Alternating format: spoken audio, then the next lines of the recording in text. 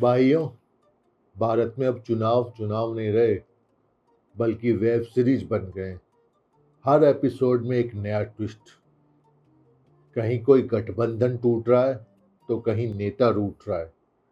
कोई नेता दूसरी पार्टी में जाके मिल जा रहा है, और कहीं कहीं तो मर्डर तक हो रहे हैं। इन सब से जनता परेशान हो गई है।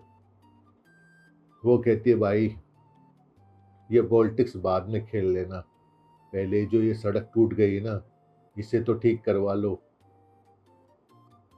हालत ये है कि हर पार्टी अपने आप को अवेंजर समझती है।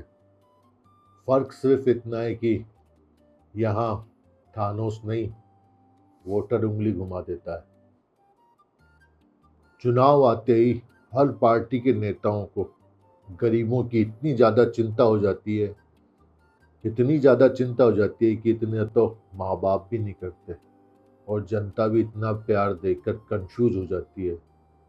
अरे भाई, इतना ही प्यार था तो पूरे 5 साल कहाँ गायब थे? बंगाल का चुनाव, उफ, इतना हाई वोल्टेज कि आईपीएल वाले भी बोलने लगे हैं कि थोड़ा एक्साइटमेंट कम रखो, वरना आईपीएल कौन देखेगा।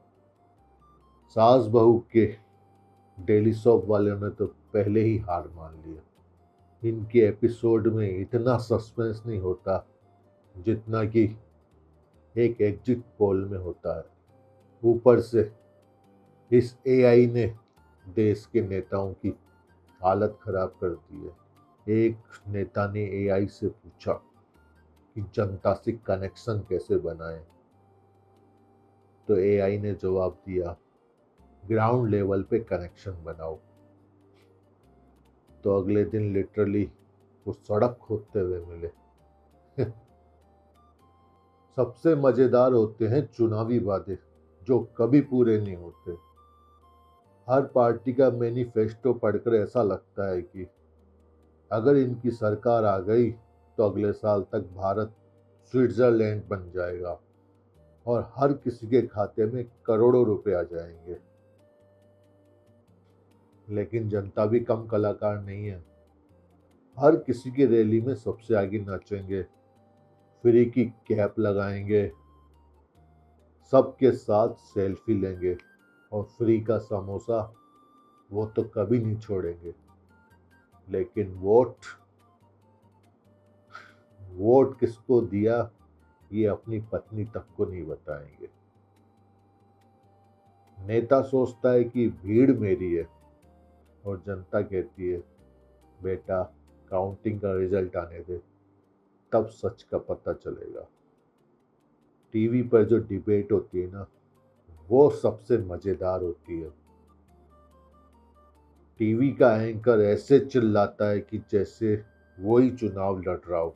राष्ट्र ये जानना चाहता है, राष्ट्र वो जानना चाहता है। अरे भाई, थोड़ा वॉल्यूम कम कर, कान के पर्दे फट जाएंगे। राष्ट्र क्या जानना चाहता है ये सब बकवास छोड़, पहले ये बता कि सिलेंडर कब घर आएगा।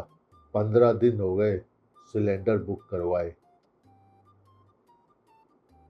और आखिर में चुनाव हमें एक सीख देता है कि भारत में कुछ भी परमानेंट नहीं है। ना ट्रेंड, ना अलायंस, ना प्रोमिसेस। परमानेंट है तो सिर्फ दो चीजें, एक इलेक्शन मीम्स, और दूसरा अगली बार पक्का बदलाव आएगा।